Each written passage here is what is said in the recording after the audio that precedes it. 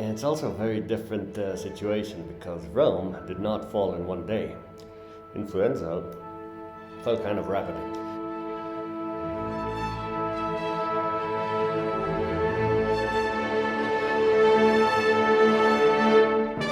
2020-21 winter season, no flu. But as I have shown, so we see US, Canada, see the drop? So this is the incidence per week.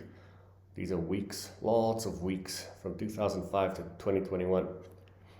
But then on the other hand, when you look at the seasons in places like Laos, flu A, average. Pakistan had quite normal levels, even high I would say, levels of flu A.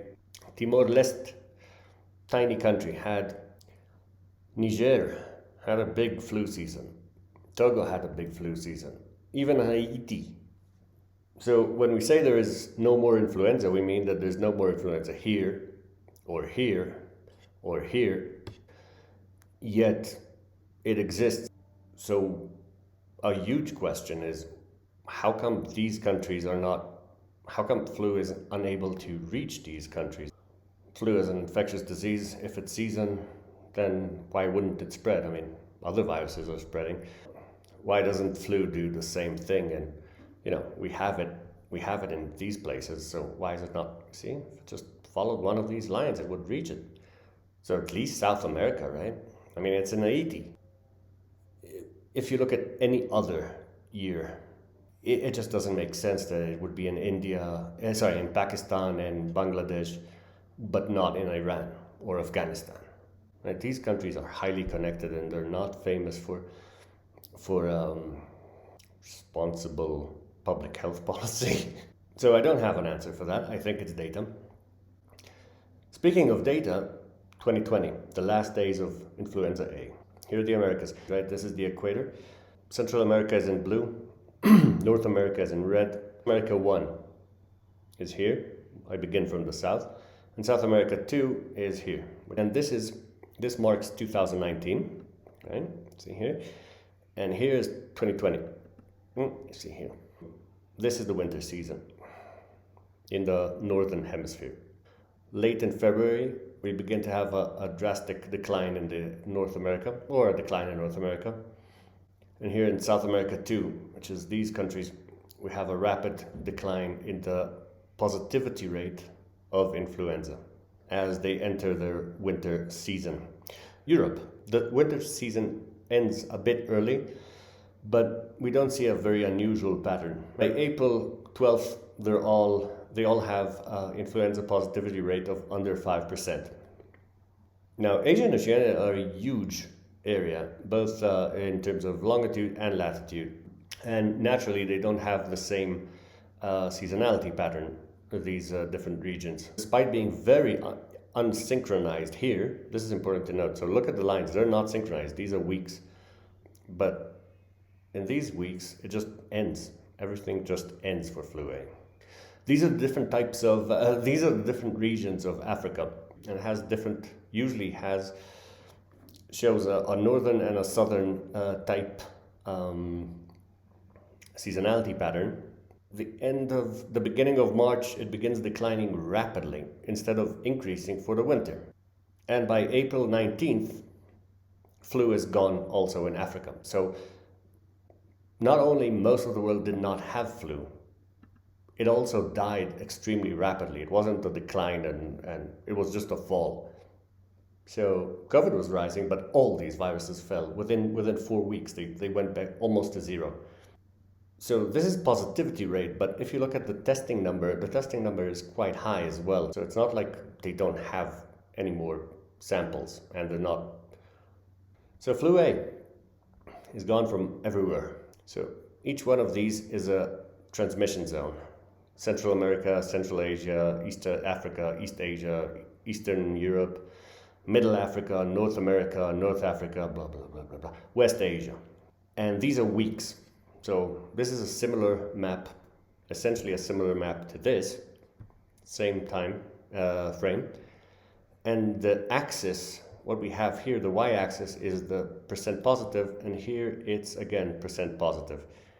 As we see, between week 18 or so of 2020 to week 25 or so of 2020, all regions of the world, except for North Africa and West Africa, had near zero flu positivity. It just didn't increase anywhere. All these southern and all these tropical areas, they all just lost it. There are two types of flu, flu A and flu B. We just saw the data for flu A. And now flu B is exactly the same picture, right? We have America, North America. Then it comes to Central America, starts rising. But here in Central America, it gets cut around the beginning of March and falls. And in the South Americas, it doesn't pick up.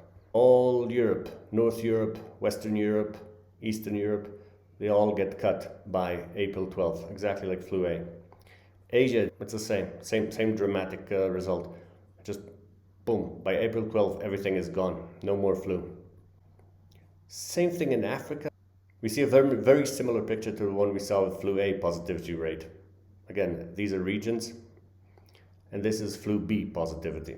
It's exactly the same as the previous heat map, but this one is for flu B. Like around these weeks, we just have no flu at all globally. Nowhere in the world, right? The only place which still has flu is North Africa and then West Africa.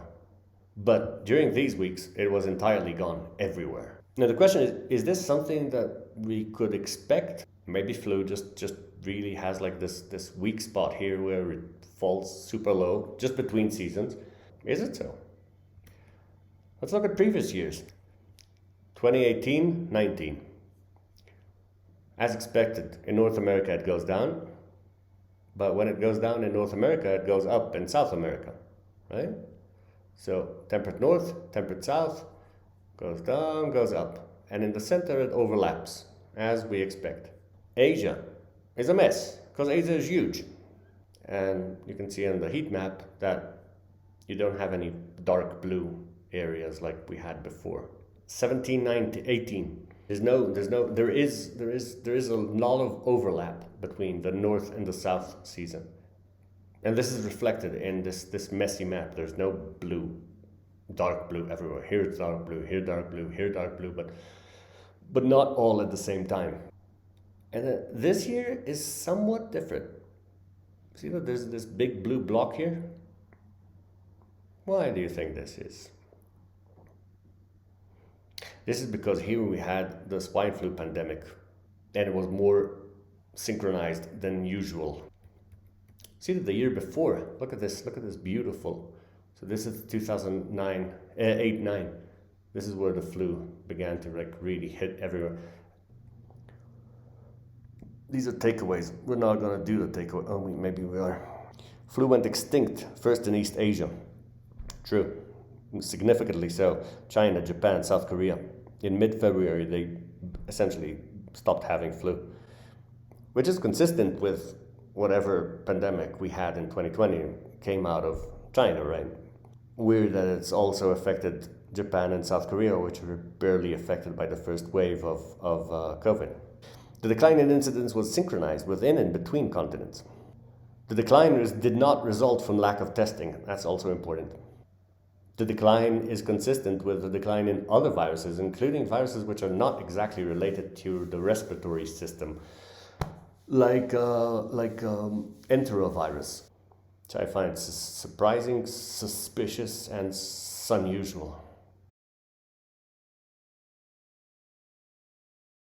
I suspect that we're going to see a rise in influenza B cases in countries like Greece, Israel.